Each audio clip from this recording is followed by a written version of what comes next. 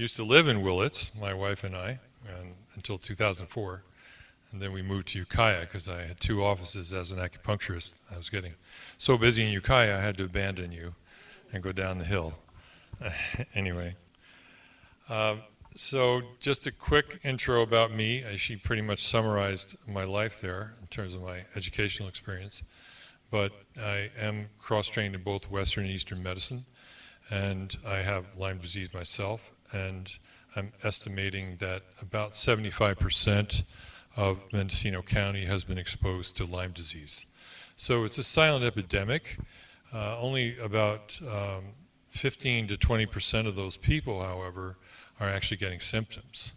So I presume some of the people here probably have been diagnosed with Lyme. So I've learned a lot about it. I was particularly motivated to learn a lot about Lyme disease because I had it, and I had chronic hip and shoulder pain that had been bothering me for quite a number of years, and it started getting particularly acute. And so I started doing research around what was involved with it, because there wasn't that much information at the time. Lyme disease was kind of a mystery to a lot of us. And so the more I researched, the more I really learned how you deal with the symptoms of Lyme disease. And so the traditional Western approach, there's 2 approaches. One is short-term antibiotics, usually 2 to 3 weeks, a pretty high concentration. Usually the tetracycline, minocycline, or sometimes they opt out to use erythromycin, or sometimes they use the cephalosporins too, like cephalosporin or one of the others. That works a lot of times for Lyme. It will knock the symptoms back. It will not cure Lyme. You cannot really cure Lyme disease. People tell me, yeah, I've got Lyme disease, I've cured it. I don't believe that, and I know a lot of my medical professionals don't believe it either, because it can form cysts. Lyme, as you probably already know, exists in 3 forms. Maybe you don't, but let's show the best here. It can exist both as a trophozoite, which is the form that it infects you. It's a bacterium. There's 3 types of bacteria, and these are called spirochete bacteria. They're little curly guys, and they swim around inside you. And they are very difficult to eradicate because they can form cysts. When they form cysts, they're very, very difficult to get rid of. They usually have to use a drug called metronidazole, which is very toxic to your liver, and that helps unravel the cyst, because you cannot kill cysts with antibiotics. They cannot destroy them. So they give you a toxic chemical to kill them, and it also can exist as an L form, which is a cell wall deficient form, and that's the way antibiotics work. When you take antibiotics to kill Lyme disease, they're generally inhibiting the replication of the bacterium. They're bacteriostatic. Sometimes the antibiotics you take are bactericidal, where they'll actually kill them on contact. But a lot of them are bacteriostatic. So if they don't have a cell wall, as they don't in the L form, then the antibiotics aren't really going to work. So the antibiotics are really most effective to kill Lyme disease when it's in the regular trophozoite form, their spirochete form. So having 3 different forms that it can be in requires you to take 3 different types of medication to kill them. And a lot of doctors can't really tell what form it's in, so it's a hit or miss gamble. And a lot of people who take antibiotics or some other drug therapy wind up not really being cured and not finding out what a condition that spirochete is really in. So the result of that is many people are misdiagnosed. They're misdiagnosed with some type of autoimmune disease, usually ALS or rheumatoid arthritis. Some of these kids come in and the doctors diagnose them with childhood arthritis when really they have Lyme disease. A lot of kids have Lyme disease. So my 7-year-old grandson has it.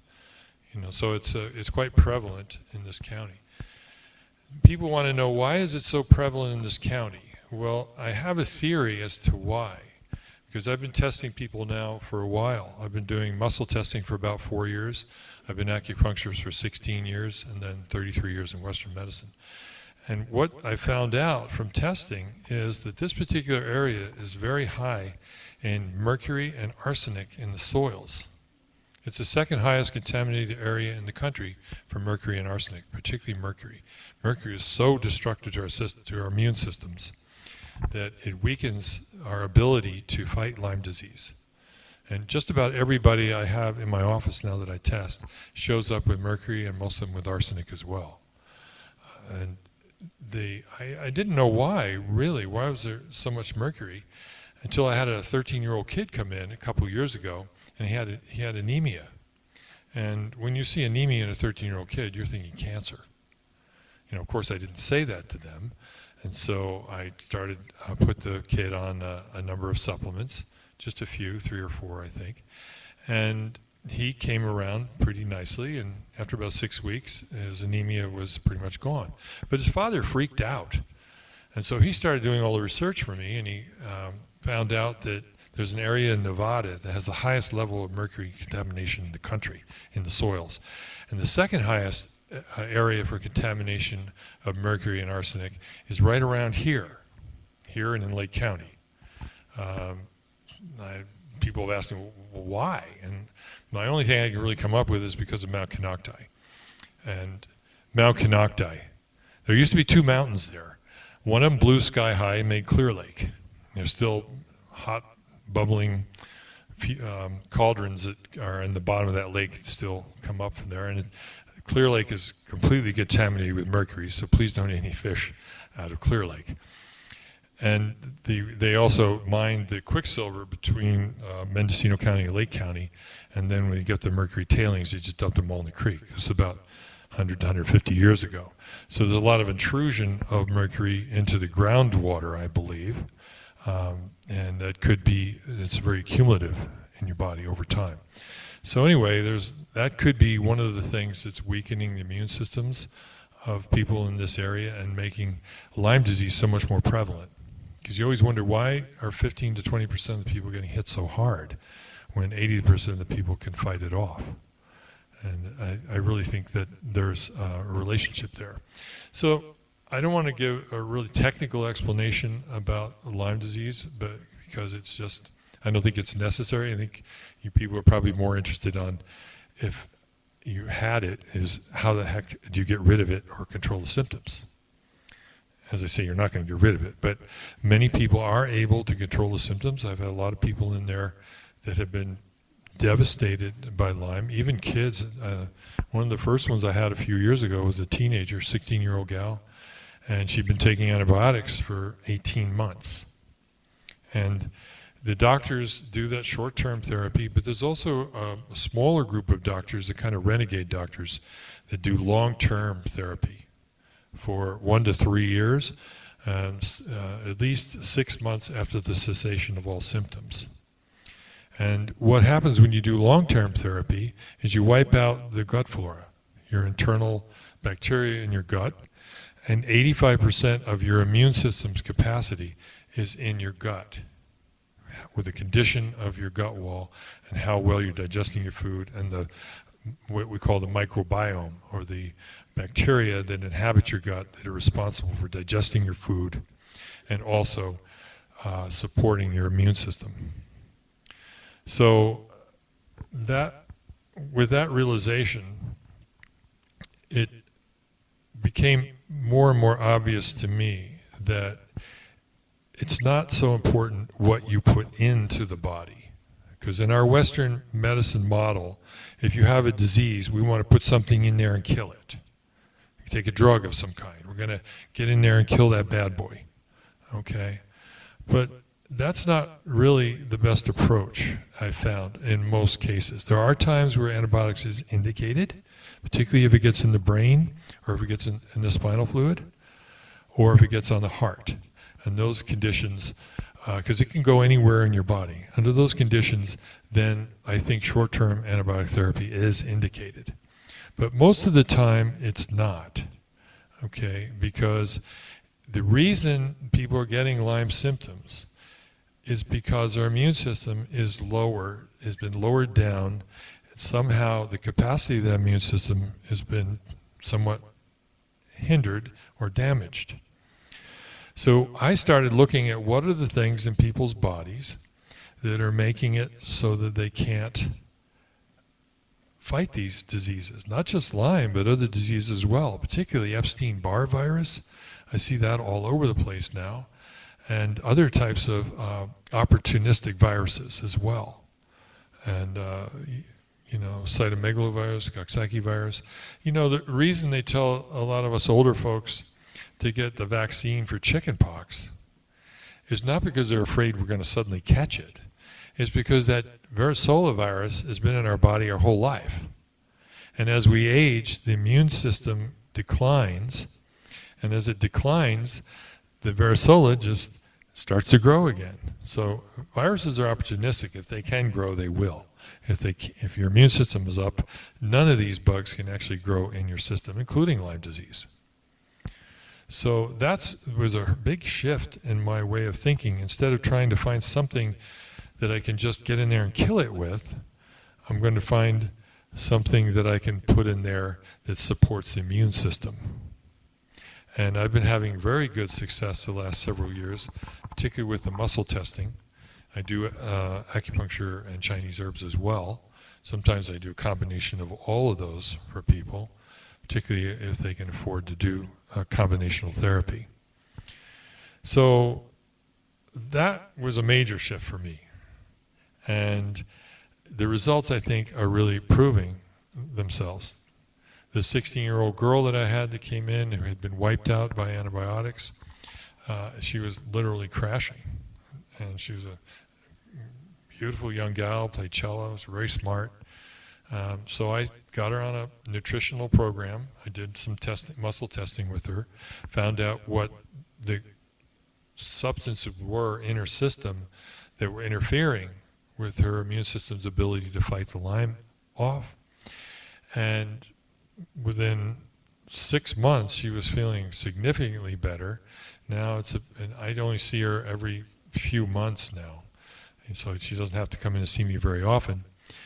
And now she's down in University of Santa Barbara. She's really smart, getting straight A's and having a great time down there. So, and I have many, many of those cases. And so it's given me a lot of confidence that I can really help people restore their natural health and bring their immune systems back to balance. I know I was going to try and save questions to the end, but was there anybody who wanted to ask me questions, particularly about the Lyme? Okay. You said there's different states that spirochete can exist in. There's the L state. Yeah, there's the regular trophozoite, which is the active state, and when it becomes the non-cellular state, can you describe? It can exist in all three states? It can. The thing about the Lyme spirochete is that it can form cysts within 30 to 60 seconds if it senses a hostile chemical environment. So a doctor puts you on antibiotics, and the spirochete senses the presence of the antibiotics, and within 60 seconds it's formed a cyst. Once it's formed a cyst, you will not be able to kill it, period, with anything. So there's the troph, there's the L form, and there's the cyst. Okay, and as I said, they use different antibiotics or drugs for each one of those in the state that they're in, so they never know exactly what they're supposed to be attacking. And once it's in the cyst form, it can lie there for days, months, years even, and then when the conditions are right, they can suddenly reemerge and cause a reinfection. There's different physiological systems in the body that each one of those stages prefers that you found, like that they embed themselves, like you said, if you wipe out all the troph forms and the L forms and then there's cysts, is there parts of the body that it chooses the most? That's probably a difficult question to answer, where the cysts actually reside. They tend to go into the deep tissues, and so they hide away from the immune system. They, even though they're not directly attacked by the immune system, they still like to kind of be out of circulation. And then they reemerge once those conditions are right, and they sense that. And it's a very elegant bug, too. I have to really appreciate the beauty of Lyme disease because I've studied bacteria. I'm a bacteriologist, microbiologist as well. And so I've studied a lot of different bacteria. But this particular one is absolutely amazing because if you look at a cell, it has 24 little lysozymes. They're called lysozymes. And in those lysozymes, a lysozyme has a little piece of DNA in it. Okay? Just a little piece. And each one of these lysozymes, so when the tick bites an animal, okay, and it could be any kind of deer, a pig, they like to bite the little western fence lizards, the ones that do the push-ups on the rocks, okay, get behind your ear. Now the western fence lizard is really interesting because when a tick bites a western fence lizard, the blood will go into the gut of the tick, and there's something in the blood of the western fence lizard that converts the tick from positive to negative for Lyme disease. It will actually kill all the spirochetes that are inside the tick, which is really pretty interesting. They've done some research with the blood of these western fence lizards trying to figure out what the heck it is in there that can kill the Lyme spirochete like that. So far they haven't been able to really isolate that and find that. But what's beautiful about this particular tick is when the blood, whatever animal it's biting, let's say it's a horse or a cow or something, each one of these lysozymes is for a specific animal that it bites. Okay? So, and the other thing about it is that when you look at this bacteria, it looks kind of like this under a microscope. It's a spirochete. It forms what's called an OSP, or an outer surface, it's an outer surface protein that it starts to form, depending on, and every single one of these lysosomes with this little piece of DNA in it, depending on what animal it bites, it knows exactly which lysosome to select and upregulate to go into the daughter cell. That's why they say Lyme has to be on you for 12 to 24 hours before you actually catch Lyme, is because the spirochete that's in the gut of the tick is surrounded by what's called OSPA. OSPA protects that spirochete from the tick. It protects the spirochete from the tick itself. Okay? So it lives in the gut of the tick with this little membrane around it. And now the immune system of the tick can't kill the spirochete. So it can live there. Pretty cool. And then when it bites a human, within seconds, here's the one for the human. It pulls that out, sticks it into the DNA of the daughter cell, and now the daughter cell makes OSPC, which our immune system can't see. So it makes a protein glove around itself to hide from our immune system. So the daughter cell goes into, so the tick stays on there for 12 hours. It reproduces slowly. It takes 12 to 24 hours for a spirochete to reproduce, to make a daughter cell. Now the daughter cell goes into us with OSPC around it, and our immune system can't see it. So it's really a beautiful mechanism it has to protect itself. Okay, so I'm getting a little technical here, but I just wanted you to appreciate the elegance of this bug. You know, it's almost like I have to bow down to it a little bit because it's so able to adapt so amazingly. So the trough, the L form, and the cyst, are they different levels? It starts as a trough and then becomes an L form and then eventually becomes a cyst? We don't know how it goes from the irregular trophozoite spirochete to the L form, but somehow it's able to reproduce in a way without a cell wall. So it just has a little membrane around it. So the antibiotics can't work on inhibiting its replication because there's no cell wall to inhibit. And that's how antibiotics work. They inhibit the replication of the cell wall. So they're still able to live with just this thin little membrane around them. It's very similar to syphilis. Okay, there's 9 genera of spirochetes. The one that causes syphilis is in the Treponema group. Treponema pallidum causes syphilis. And then there's this one, Borrelia burgdorferi, which causes Lyme. That's a Borrelia group. And they're very similar, and they all can cause first, second, and third stage disease, just like syphilis does. After you've had it 20 years, it will get in the brain, cross the blood-brain barrier, and cause a dementia. And there are people who get a Lyme dementia, so it does cross the blood-brain barrier. In what form exactly, I'm not sure how it does. There's other things it can do. It can form these MMPs, and those things can dissolve through cartilaginous tissue and stuff. They're pretty amazing. They can dissolve tissue and go right through. So somehow they're able to cross the blood-brain barrier and get in there. Now I'm going to talk about autoimmune diseases. I'm just going to talk a little bit about that because that's quite rampant too, and much more so than we realize. A lot of us are suffering from these different kinds of conditions, and we don't realize that we actually have an autoimmune disease where our own body is making antibodies against itself, okay? And we do know that the antibodies that are produced when we start attacking ourselves are triggered by certain triggers, okay?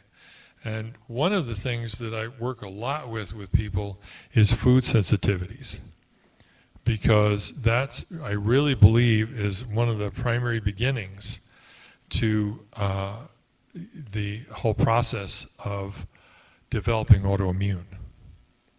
Most of us here in this room, I'm sure, have food sensitivities of some kind.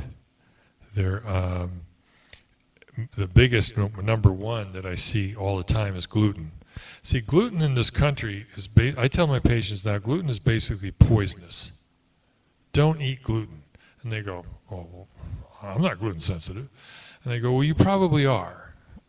I had a fellow, about a 60-year-old guy, about 6 months ago, who didn't test for gluten, and I was amazed. I said, you're the first person I've seen in a long time that's not sensitive to gluten. So it's very rare for me to find someone who's not sensitive to gluten in this country.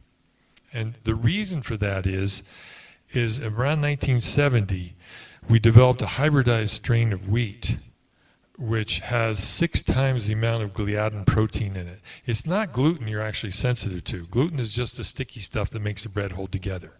It's actually the gliadin, G-L-I-A-D-D-I-N. And the gliadin protein, so if I were going to run a test for you for gluten sensitivity, I'd run anti-gliadin antibodies to see how much antibody you have against gliadin.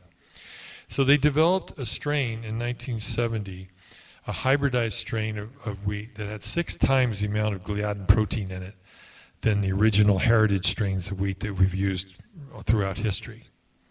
Okay, so all of us kids, baby boomers, I'm one of them, we started eating a lot of gliadin, and then we started forming antibodies against it, and now I'm extremely gluten sensitive.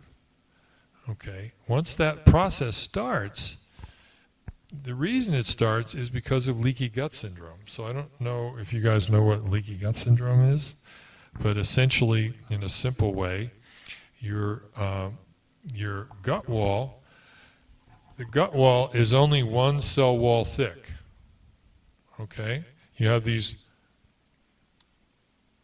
cells. I'll put them on this side.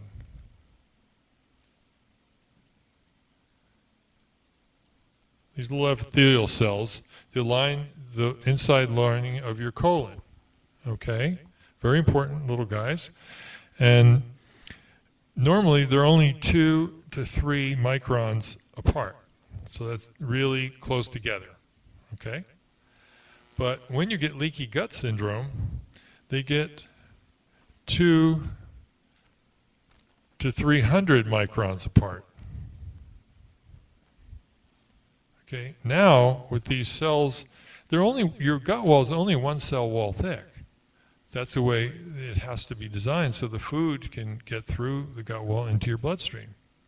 The sugar gets through, and it's very selective what it lets through into your bloodstream and what it keeps in your bowel as waste to be eliminated. But once you start getting this leaky gut, then these larger protein molecules that haven't been fully digested can pass through the gut wall into your bloodstream. Okay? So once that starts to happen, your body, your immune system does what it's supposed to do. It doesn't know if it's a virus, a bacteria, or a food protein. So it starts forming antibodies against these food proteins. Okay? Hence, food sensitivities. Okay? So number one is Gliadin, anti-Gliadin. So that's the number one source of these food sensitivities. Okay? When people say, why did it happen? Why did I get this leaky gut? What was the big cause of that? Okay, well, the number one thing,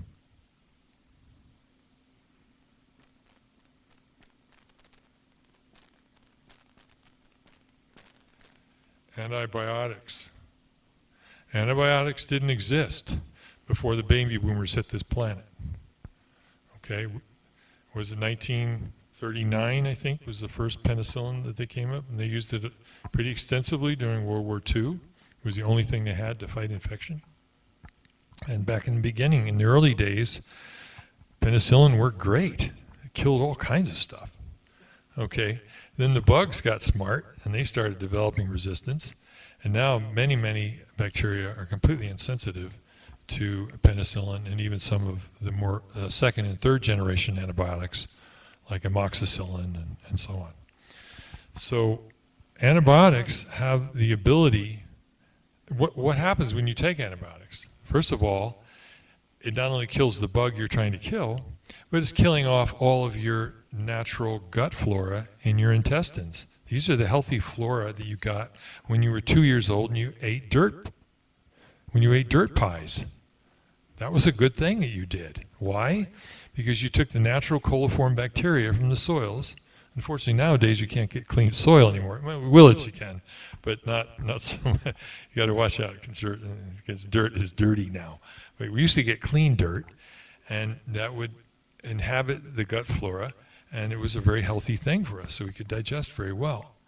Once you eat antibiotics, and it only takes about 2 rounds of antibiotics in your lifetime to develop leaky gut. So it doesn't take that much antibiotic. So when you take the antibiotic and you kill off those healthy bugs, then what happens? Yeast starts to grow. Yeast is completely unaffected by antibiotics. All right? And we're talking about Candida albicans mainly, but there's other candidas too that live in our intestines. And I've seen thousands of them on gram stains as a lab tech.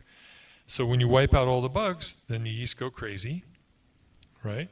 And the yeast are able to produce a compound. It's called zonulin, Z-O-N-U-L-I-N. Not important. But anyway, that will start to dissolve the cementum that holds those cells together. So once that cementum is dissolved, then they start to separate, and you get these wide gaps in your colon wall. And then you got the beginnings of trouble. That's, I believe, and I think a lot of people now are beginning to believe, that it's the leaky gut syndrome that confuses your nervous system. Once you start allowing these proteins to get through, the number one process that causes these autoimmunes, all of them, is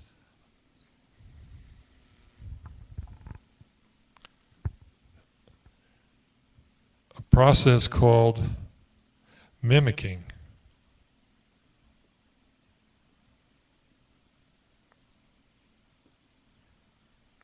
Mimicking. Now once your gut wall is leaky, you have billions of bacteria in your colon too. Those are the guys, the probiotic bacteria that are helping you break down your foods. and absorb the nutrients from your foods.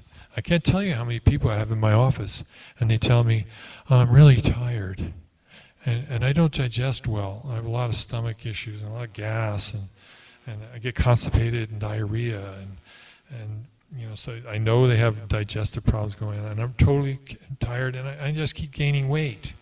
I'm getting really fat. And I'm hundreds of these people. And so the process is going on. Once the leaky gut sets up, and they're not digesting their food very well, most of their food is going through their whole body undigested. And I know that for a fact. I've seen it on gram stains. Doing stool suspensions and looking at them, there'll be whole mats of undigested meat or vegetable fiber hasn't even been separated yet, let alone broken down. So a lot of your food is just being wasted. Okay, so the little bit of food that is being broken down is being stored as fat, and it's not available to you, so you're totally fatigued. And those people don't usually sleep very well either.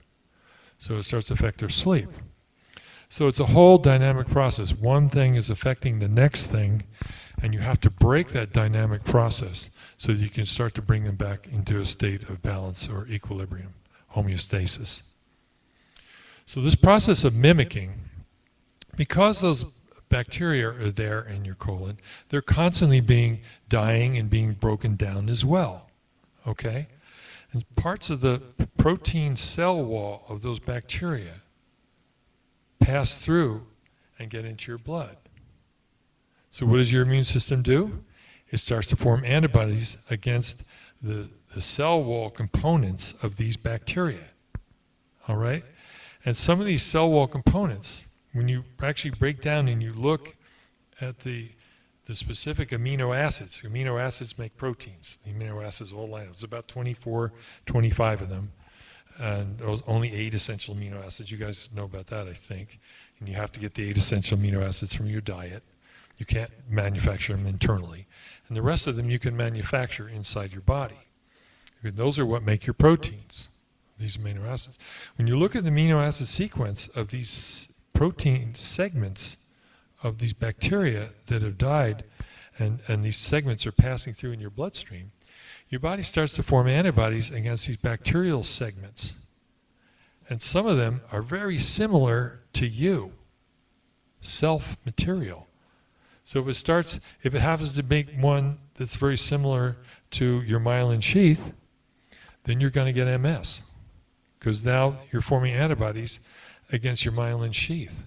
They were stimulated by these protein segments of these dead bacteria that got into your bloodstream. So it's mimicking, almost identically, these protein segments that are coming from these dead bacteria. It's mimicking and forming antibodies that are close enough to attack your own body. And that is the root of autoimmune disease. So if it forms an antibody that's going to attack your kidneys, then you're going to get lupus. If it attacks your skin, you're going to get dermatomyositis or scleroderma. So depending on what particular type of protein has been stimulated through this process is the type of autoimmune disease that's going to develop. Yes, ma'am. So leaky gut, what does it look like to heal that? Is it no matter what the outcome, you do the same process to heal leaky gut? And how long will it take? Well, what I found is that collagen works extremely well to heal leaky gut. Okay, and the best source of that is bone broth, either beef or chicken bone broth. It's almost pure protein. It's got just a little bit of fat in it, no carbohydrate. All right, and it's super high in glycine and proline. Those particular two are very instrumental in repairing the damage that's been done here in your leaky gut. And slowly over time, and I've proven it myself because I just did it, because I couldn't eat not only gluten, but I couldn't eat eggs and I couldn't eat corn. At first it started by just getting little rashes going down my large intestine meridian. So I get it on my shoulders and here, and it would create an itch that's beyond anything you can imagine. You can scratch it till you scrape the skin off, and the itch won't go away. And you get these red sores, and they'll last sometimes for weeks. And then finally it came out on my fingers, and I don't get that anymore. But if I eat gluten now, what happens is I get this rash that builds up these sores right along my large intestinal meridian. The large intestinal meridian comes down your index finger, ends right here. And all this skin would turn really red, and then the skin on the end of my fingers would literally fall off. You know, like a blister, you have a blister and then you peel it off and it's skin. It's like that, but I never see it peel off. It just disappears. So that's one of the reactions. I had a friend of mine, we were down doing a little short, sailing trip down into Mexico a couple years ago, and I looked at him, and we were sitting there at dinner, and he had cracks on the end of his fingers, and it was bleeding. And I said, Tom, what's going on with that? Oh, I don't know, it just happens all the time, and it really hurts. And I said, well, it's very similar to what I get because of my gluten sensitivity. Did you ever think it might be that? And I went, no, I love that. So we started ordering special meals while we were on this cruise. Just one of those Carnival cheapo cruise down to Ensenada or something, 4-day cruises. And so we started ordering special meals, and they bring us these special meals all gluten-free, and we get to order. It was kind of cool, and he got all special stuff. And then a week later, he went back home, and I told him, just don't eat any gluten, and he didn't. And a week later, all his fingers just healed up. So there's many different ways that these food sensitivities can express themselves. But rashes and itching are definitely one. Normally, if you have a lot of itching in your body, it's parasites. You can pretty much bet you got a parasite. And I help people with that a lot too, because they say, gee, I have parasites and didn't know that, And I'd say that a lot of people have parasites and don't even know it. It's just as long as your immune system controls it really well and keeps it in check, then you aren't really bothered by it that much. But you get these waves, they'll come in waves. They like to flourish at about 4 a.m. in the morning is when the parasites like to wave out. So I used to do a lot of ovum parasite tests in the lab. It's just about useless doing that test because unless you happen to catch it right at the moment it's in one of those big waves, you'll go over and over again to the hospital, and the doctor, you do 3 ovum parasite tests, and the doctor tells you, oh, they're all negative, you're fine. No, wrong. You've got a parasite. They just didn't find it. Every now and then, it'll be loaded, and you'll have one that's really positive. But it's very difficult to detect it most of the time with regular lab tests. So, anybody have any questions about the... I have a friend that's at age 23, she was diagnosed with MS, and she has to have a shot in her stomach every day. And it helps. But you say that these food allergies can cause MS. They can cause any one of the autoimmune diseases, depending on... So she's asking... she has a 23-year-old friend that has MS, and she has to get a shot in her belly every day, and probably in the stomach, into the stomach every day, or into the peritoneal cavity, probably. And that's the only way she can control the... Well, I'll tell you a little story about MS. Years before I became an acupuncturist, I got involved with spirulina. This is back in the early 80s, about 1981. And nobody had heard of spirulina before. I don't know if you know what that is, but it's a freshwater microalgae, and it's the highest protein food source in the world. It's about 71% protein by dry weight. And it's excellent stuff for you because it has all the essential amino acids in it. And it's a good survival food. If you want to have survival food, keep a couple pounds of spirulina around, and then the only thing you need other than that is vitamin C. So you get a crate of oranges and a couple of pounds of spirulina, you go up in the mountains and live for months and be healthy. Seriously. So it's wonderful stuff, spirulina. But, so I was involved. It was the very first thing I ever got involved in. It was a multi-level thing. I don't know what I was doing, but I had been having a lot of problems with my heart. And I fasted on spirulina for 2 weeks. I was jogging 4 miles every day, amazed at how much energy I had. And so I started selling this stuff, and pretty soon I was making like $7,000-8,000 a month.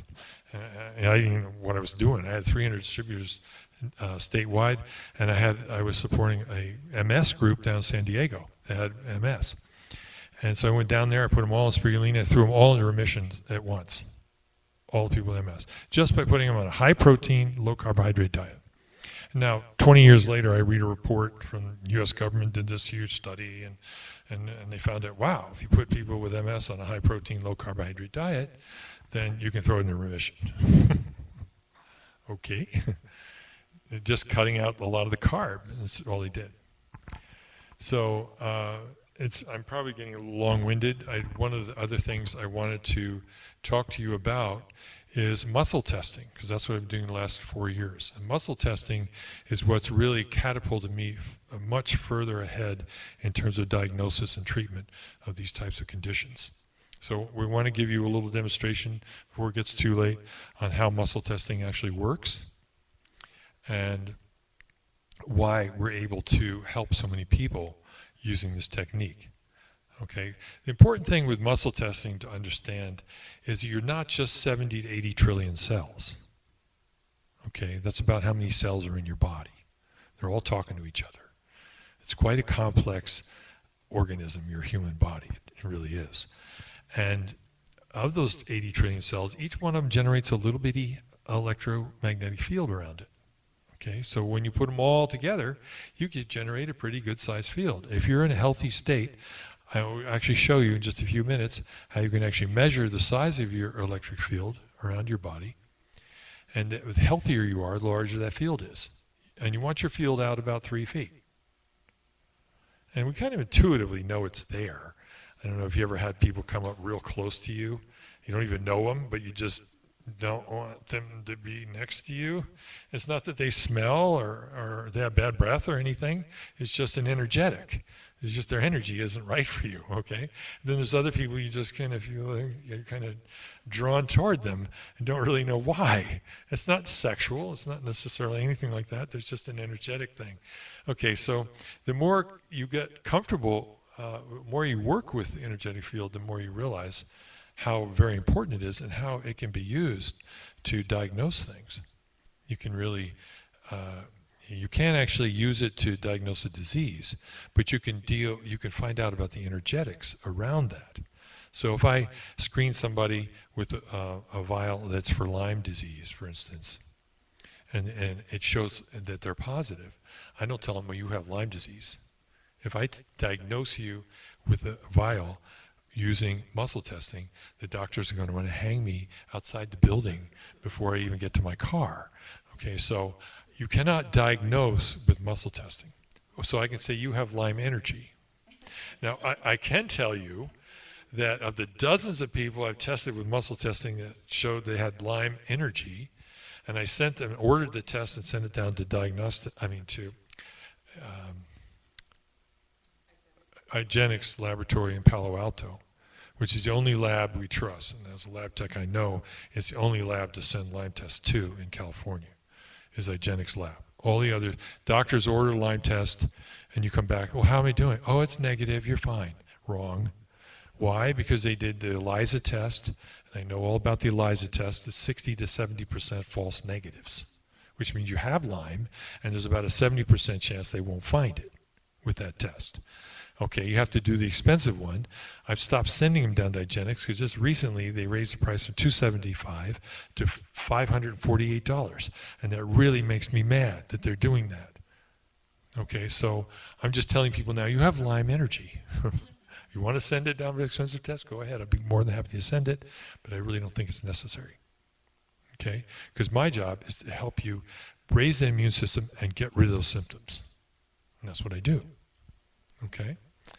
So my friend Kelly is here. She's my assistant as well as my assistant in training. So I'm training her to do the muscle testing, and hopefully she'll be able to take over for me in the next year or two, because I'm 72 years old next month, and I'm supposed to be able to retire sometime, at least semi-retire. So I've been training her, and she's very good at it. So she's going to help me demonstrate to you what muscle testing is all about. Okay? So the very first thing I do when a patient comes into me and wants to do the muscle testing is I want to find out how large their energetic field is. Okay? So what I do is I take a product here.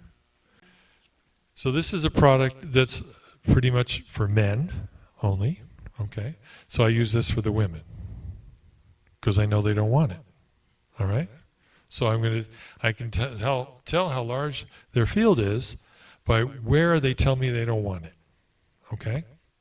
Now, what I want to do with this is first of all, I want to make sure that she has a locked muscle. Okay, so I just push a little bit, it locks. Occasionally somebody doesn't have a locked muscle, and then you have to figure out why they don't have a locked muscle. But most of the time people do. You can push, it locks. Just moves a little bit and locks. And then you take this product that I know is not for her, and move it toward her. And she goes weak. She goes weak right there. So it's about 14, 15 inches out is where the edge of her field is.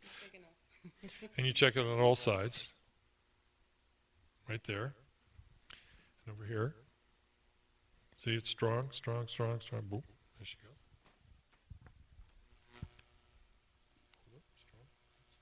Right there. So her field is about here, about 15 inches out. Okay? Because that tells me right off, in general, what condition her body's in. I had a guy come in a while back, and he had no field. None. I sometimes get people like 4-inch fields and 6-inch fields, pretty small. And so I tested that guy, and it turned out he was completely loaded with Roundup. Roundup is showing up in all kinds of people. And just a little political plug, if any of you are at some point, this is a segue here, I'd really like to ban Roundup from Mendocino County. I really would, because it's causing so much damage here. And we were the first county in this country to legalize pot. And I would like us to be the first county to make Roundup illegal. Because, and I'm saying that not because I want to be hostile or take a political position, it's because I'm seeing directly on people every day who come in. I mean, I had a guy, I was treating him for his adrenals, and he was getting stronger, and he took a drive for 4 days to Fresno. He came back, and I went, wow, this chemical in you has got you totally blocked. I can't. So I checked out what it was. It was Roundup, just from driving along the freeway through the valley. So it's horrible what it's doing to us. Okay. Yeah, this is another little segue here. You go ahead and pull it. Okay, so this is just to show you that our bodies are really energetic. So touch that. No. Okay, so our body's electrical, and it's because of the fields around it. These are great little toy, for kids and stuff. But if you drop it, it doesn't work anymore. So, for kids that. Introverted kids or something. We could all form a circle, and if that didn't light up when we formed that circle, then somebody in here is dehydrated. Okay? So you immediately tell if somebody's dehydrated just by playing with that toy. UFO? It's called a UFO ball. You can order them with the internet, and they're really pretty cool. It's a party thing, I wanted Kelly just to say a few things. Oh, no. You'd want to? Okay. All right. I'm just grateful to work with Tony. As you guys can tell, he's a pretty smart guy. Thank you. Tony is a pretty smart guy, so I feel really grateful to be learning from him. And what does Tony do for fun? He researches, right? He reads the science stuff. And so this, what we're getting ready to show you, I think is the cutting edge, the leading edge of the medical field that we'll look back one day and say, wow, remember when we used to not believe or not utilize the field for health? And so it's really kind of cool to be a part of. So. And I totally agree too. I think this is cutting edge medical technology, and we're going to be seeing more and more of this in the future because I find out this information. I base the process that I use for their recovery on that information, and they get better.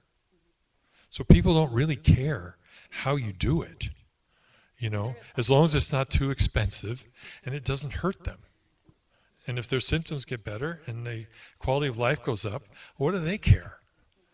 You don't care if the bug forms little lysosomes or, they got leaky gut or anything. They just want to have somebody understand how to read the energetic field and how to take that information and improve the quality of their health.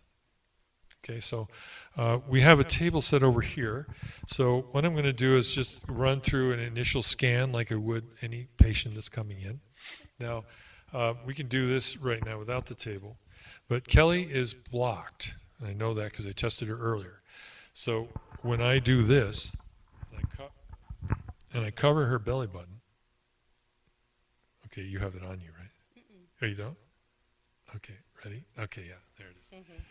Normally, the body has different orifices that have most of the energetic fibers, and the energetic energy is coming out of those orifices. Usually, the belly button is fine.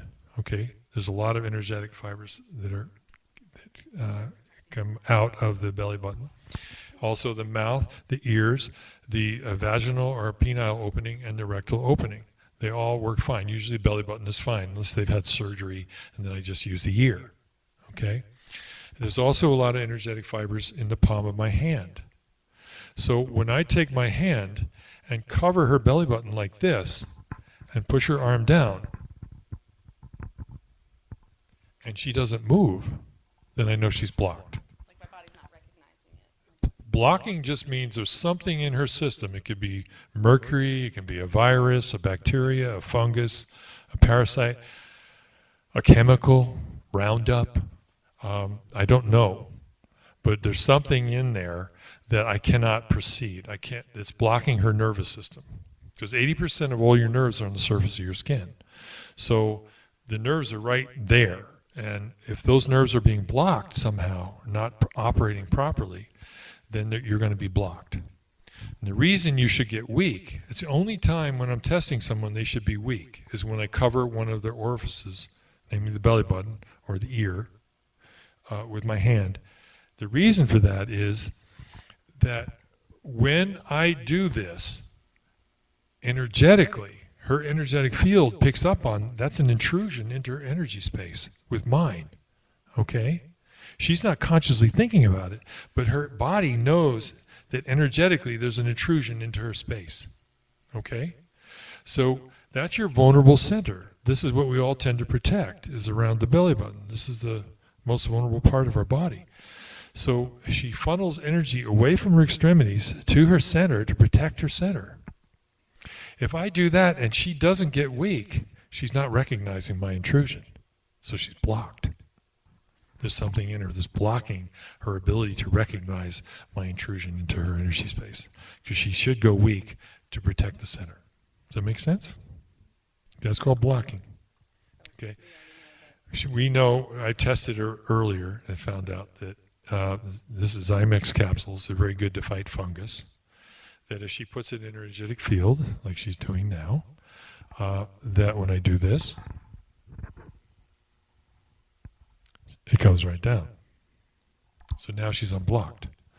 So there's a fungal growth somewhere in her body that's interfering with her body's ability to recognize my intrusion.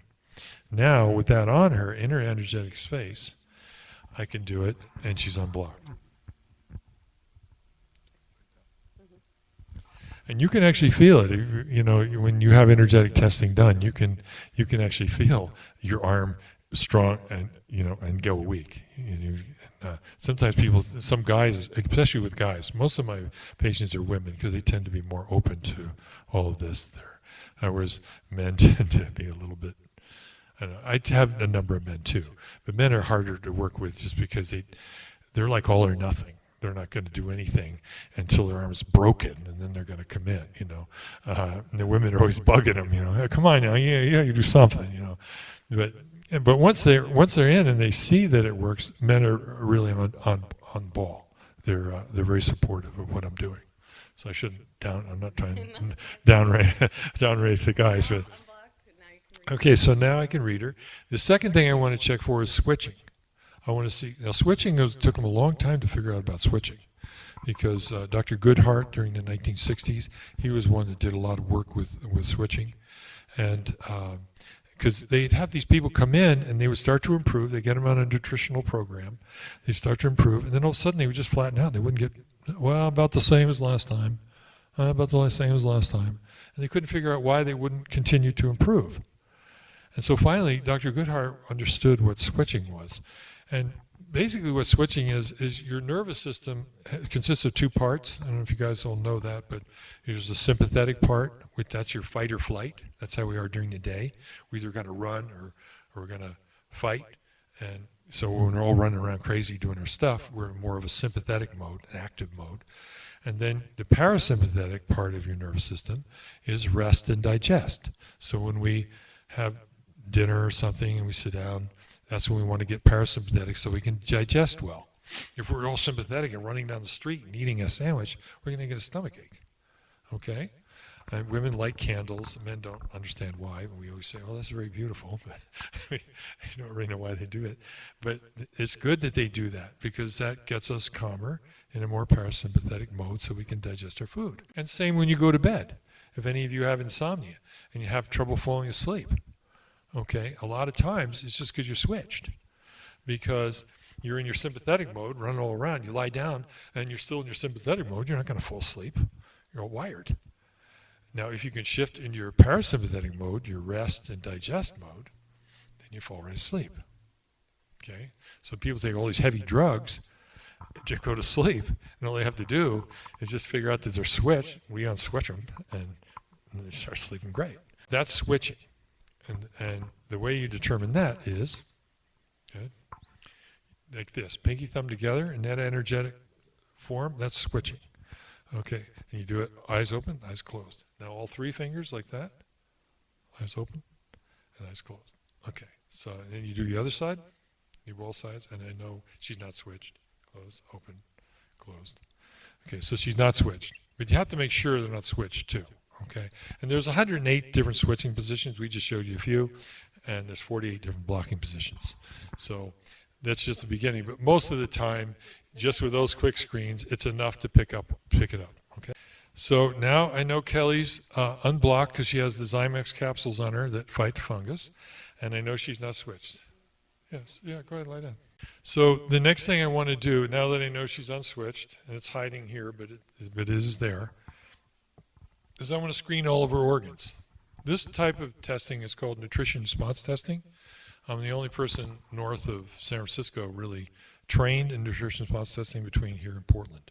There's a guy in Walnut Creek, there's another guy over in Sacramento, but I'm the only one that's actually graduated in this program. And we're actually doing two types of testing now. Another one's called morphogenic field testing, where you only work with the field. You don't actually even touch the body. So we're now figuring out how to integrate both different types of muscle testing together. It's called nutrition response testing, NRT, and the other one's morphogenic field testing, MFT. So you can look up both NRT and MFT and learn all about it. Computers are everywhere now. The big internet in the sky. Okay, so the next thing I'm going to do is I've already checked her for blocking and switching. So now I'm going to scan her whole body and see if her muscle, if I touch an organ, let's say right here, this is the dermatome for her stomach.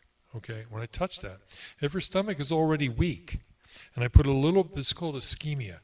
Ischemia is a medical term, just means I'm restricting the circulation a little bit. Okay, so if it's already weak and I restrict the circulation a little bit by a little bit of pressure, her arm will go weak. It'll tell me, oh, that organ's weak. Okay, so I can scan her whole body and find out what her weak organs are. Okay, so I'm going to put the mic down just for a second. I'll go ahead and do that, and you can watch me. Okay.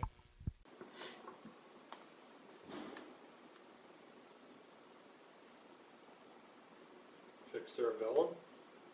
Check pituitary, hypothalamus, frontal sinus, eyes, maxillary sinus, upper jaw, lower jaw, throat, thyroid, lungs, Mediastinum.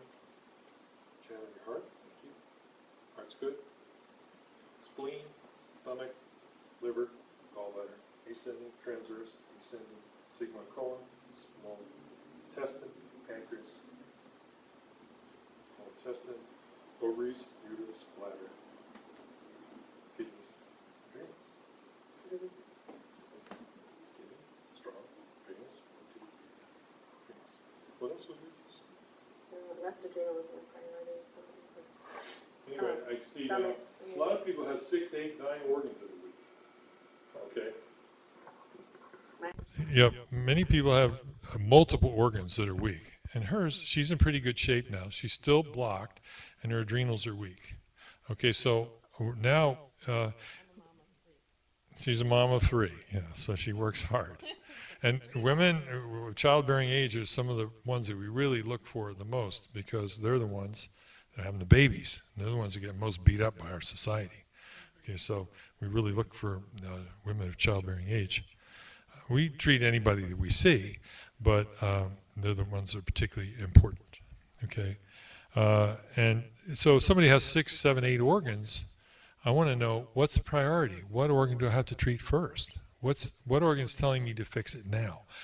Usually when you find the priority organ and you start treating that, all the other organs just get better. Why? Because they're all being drained by that one organ. And particularly the adrenals and the thyroid. They play off each other all the time. You know, they're constantly doing that. Where I'll be treating the adrenals, the thyroid will be weak. I'll treat their adrenals will be priority. I'll treat it for 2-3 weeks, and all of a sudden, boom, they get a secondary priority, and now it's their thyroid. Why? Because it was really their thyroid all along. It was weak, but I couldn't do anything with the thyroid until I got the adrenals a little bit stronger, because the adrenals are pulling down on it. So that's when your priority switches, and that sometimes happens. So now I want to find out what a priority is. Okay, you go into this position. Show you like that. We call it the marble flicker. Okay, and in that position, it'll tell me which organ wants to be treated first. Check right adrenal, she's strong. Check left adrenal. Now, if there were a lot of other organs, most of them would be strong, and the one that went weak, that's the priority organ.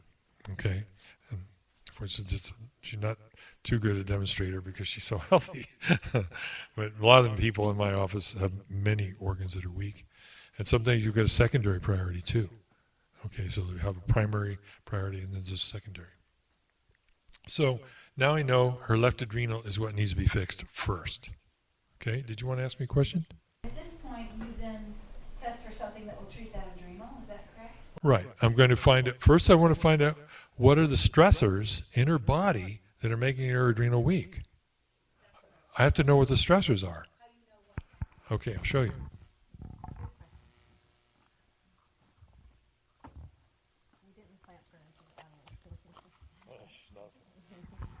Okay, in my hand, I have a number of vials here. On your left side, these are all metals. Over here, these are all chemicals. Okay, so black blocks our energy. Okay, sometimes, particularly women come in with black T-shirt on or black sweater like that, and particularly the synthetic blacks will block your energy from coming through. And sometimes I had a woman the other day had a black T-shirt on and a black sweater on top of it. And I checked her belly button to see if she was blocked, and she was blocked. So I checked her ear, and she truly was blocked. Okay, because I didn't know if the black of the material was blocking her energy. So I got her unblocked with something, and then I checked her T-shirt. I pulled the sweater back and just took the T-shirt, and she was unblocked. So the energy was coming through the T-shirt. But I checked, then I put the sweater over it, and she was blocked. It wouldn't come through the sweater because it was synthetic black. So only certain shades of black and certain materials, usually synthetics, will block the energy. So usually when they're doing this energetic testing, I tell them, please don't wear black that day. Okay. So what I do now is I just put the metals on her inner field, and then I test it against her adrenals to see if there's any change. Any change in her muscle response is a positive. It's a positive response, okay? So I'll check the metals.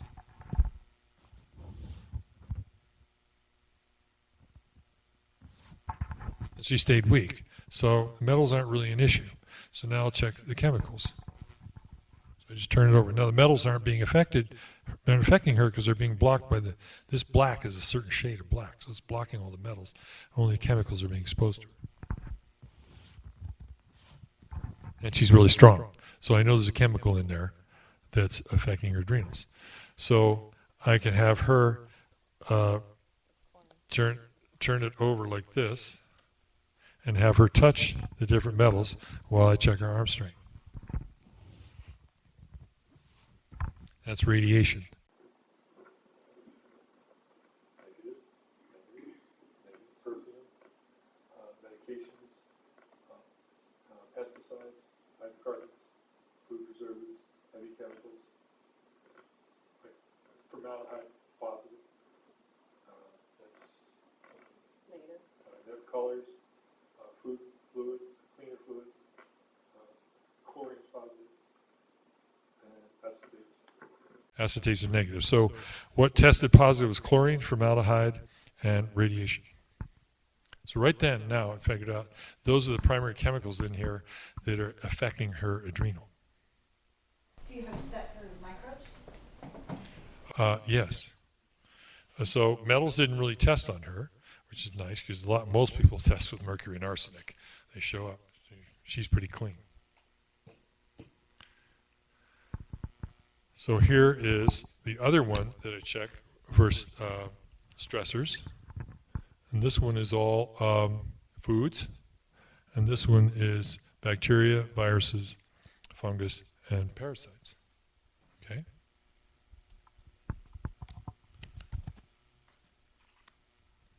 So this is checking for foods. And there's something positive in here because you got really strong. So I turn it over and have her check and touch the different foods. That's gluten, positive. That's gluten, oats, and rye, all positive. Corn, negative. Soy, negative. Brown rice, negative. White rice, negative. Spelt, positive. A little bit of gluten in spelt. Millet, negative. Millet's gluten-free. Grain mix, positive. Sugars, negative. Negative. That's brown sugar, cane sugar, refined sugar, fruit sugar, and honey. Those are all negative. A lot of people test with sugars. A lot of people test positive for sugars. So gluten's usually number one, and then secondly is usually eggs, milk, sugars, corn. They're sort of the second group that behind gluten. Corn? Yeah, I thought I was. Yeah, she's reacting to corn as well. So and I've done this myself, and I've proven that you can do it, you can heal yourself from the leaky gut and get over these food sensitivities. Because now, after about 16 months I've been taking the bone broth, I can now eat eggs and I can eat corn. I found that out just recently. I still can't eat gluten. Why? Because it's poisonous. If you go to Europe, feel free to eat the bread there. You'll be fine. It's heritage strains, and you probably will not react to it. Okay? If you get heritage strains of wheat, I had somebody order it recently from France. It's expensive. When you get heritage strains, make your own bread, and fine, no problem. Just don't eat the bread here. Okay? Actually, at the farmer's market now, we have somebody selling sourdough bread made of Coruscant and spelt and rye, 3 different kinds. So you go to the farmer's market and get it. And it's made with heritage strains? Well, the Coruscant is their spelt also. It's very low and Gliadin. And they're all sourdough. Uh-huh. There's a What? place in Washington that has heritage grains too. You can order einkorn, emmer, and some other ancient wheats, Siberian wheats and stuff like Well, that. good to know. They're bred in Washington recently from new cultivars that they Put that out on Facebook and tell all your friends and everything, because you want to spread that around. If you can get heritage strains of wheat and get the low gliadin protein bread, then that would really be good. Okay, and that would help stop this whole process of leaky gut right off the bat. Okay, so we just found out what her food sensitivities are, and I do have a more extensive collection of foods, because sometimes people still come in after I get them off these foods, and I could tell they have food reactions. So this is a more extensive collection where I can check nuts, And a lot of times people react to nuts now, I found, and also the nightshades, tomatoes, potatoes, and peppers. They're big. There's a lot of people react to those. So, oh no, I had a woman a couple years ago, I said, you're reacting to nightshades. It was in the fall, and I checked her, and she was fine with potatoes and peppers. I said, you're reacting to tomatoes, and she flipped out. She said, oh, I got a garden, and I got all these tomatoes, and I'm going to eat them, I don't care. I said, hey, I'm just a messenger. You want to shoot me? Fine. I'm just telling you what your body's telling me, okay? And so she quit. She never came back. No, she'd rather eat her tomatoes than do this. So, okay, whatever. I said, now we check for bugs. We're going to check for the bugs now, okay?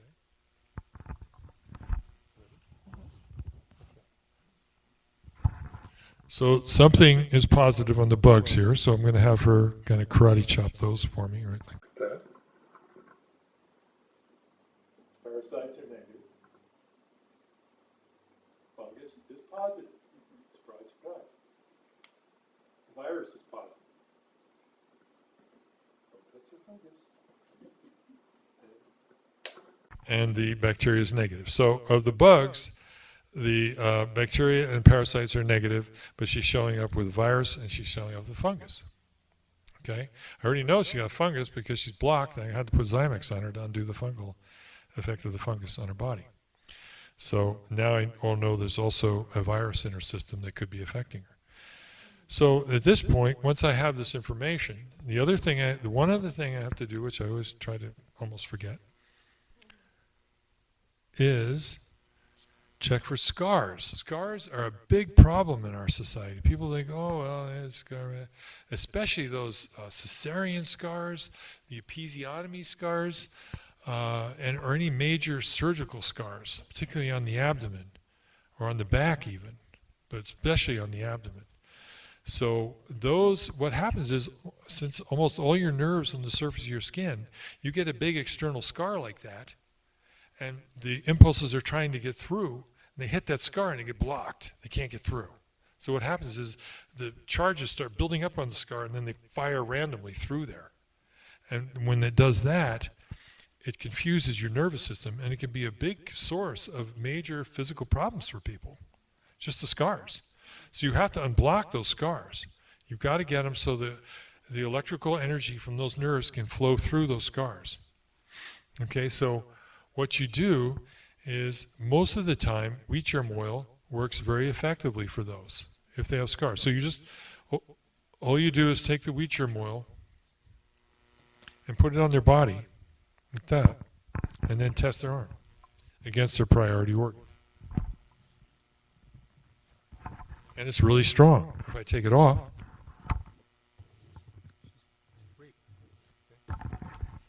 as soon as I put wheat germ oil, she goes strong. I know there's a scar somewhere on her body, so all I do is ask them, where is your scar? They'll be like, oh, I don't have any. I said, yes, you do.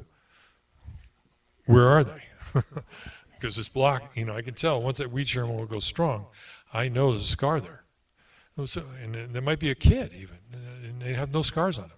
So what you do is check their belly button. You're saying the scar is affecting the adrenals? The scar is affecting your overall physical health, but it could be playing into weakening your adrenal as well.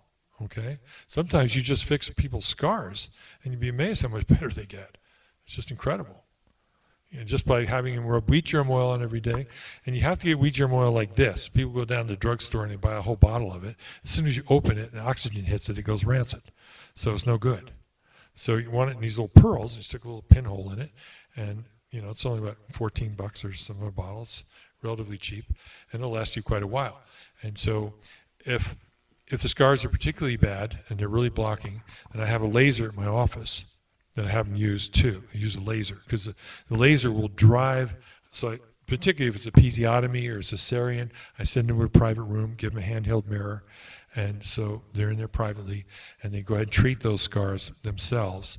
And you rub the wheat germ oil on, and you put the laser to it, and the laser drives the wheat germ oil into the skin, and that much more rapidly breaks up the blocking effect of the scar.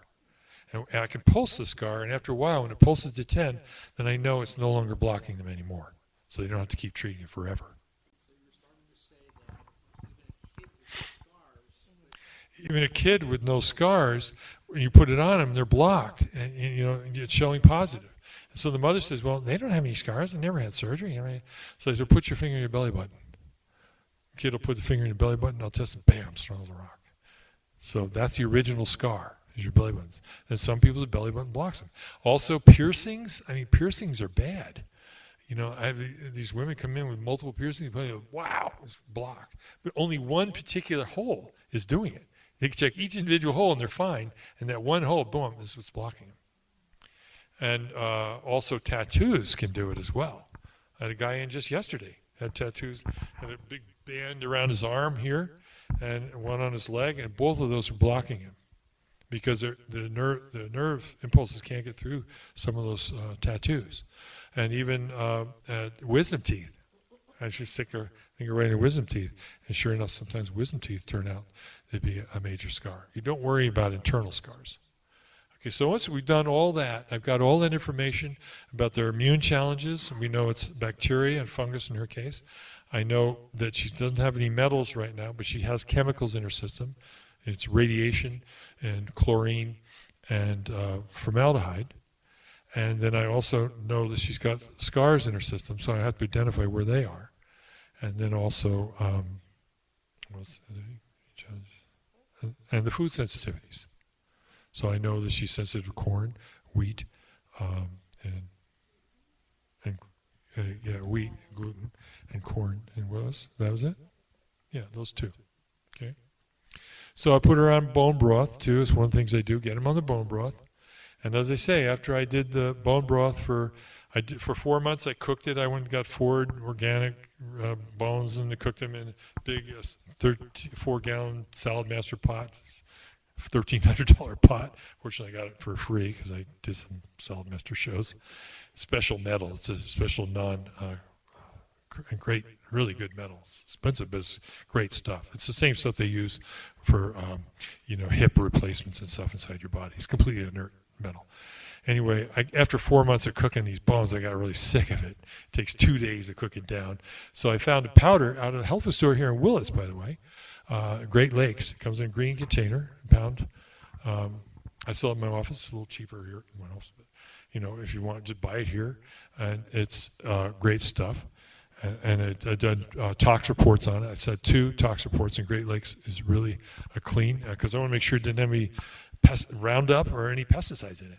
And it came out clean. Okay, and I tested against several of the bone broths at the Ukiah Co-op, and it tests out stronger. So I really like that Great Lakes until I find another one. I'm going to just keep using Great Lakes.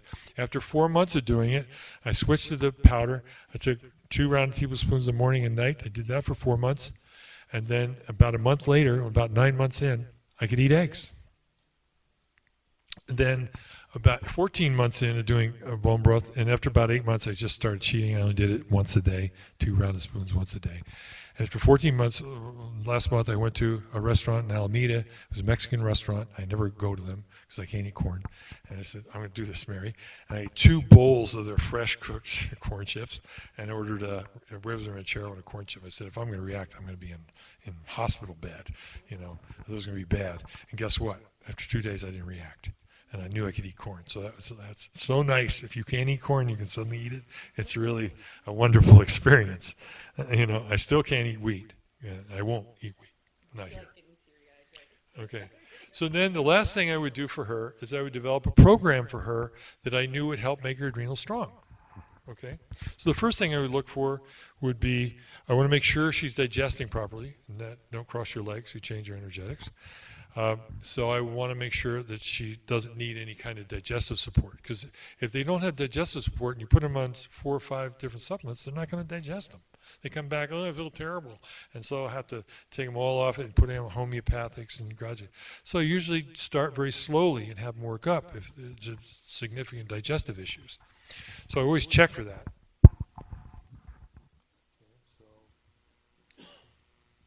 Zypan is great because a lot of people they don't make enough hydrochloric acid in their stomach to digest their food properly. Okay, it's called hypochlorhydria. It's just a fancy medical word for meaning you're not making enough hydrochloric acid in your stomach. Okay, so the food sits there and goes down and it's partially digested. Those people get reflux, the heartburn, they're addicted to Prilosec and Nexium and all the proton pump inhibitors, and it's a terrible way to go. You don't want to take any of those proton pump inhibitors. If any of you are taking them, I strongly advise you to go see someone, either me or anyone, and figure out how to get off of them. Okay, because what are those, Nexium, Prilosec, Prevacid, all of them, what are they doing? They neutralize your stomach acid. Now you can't absorb your food, your vitamins and minerals anymore.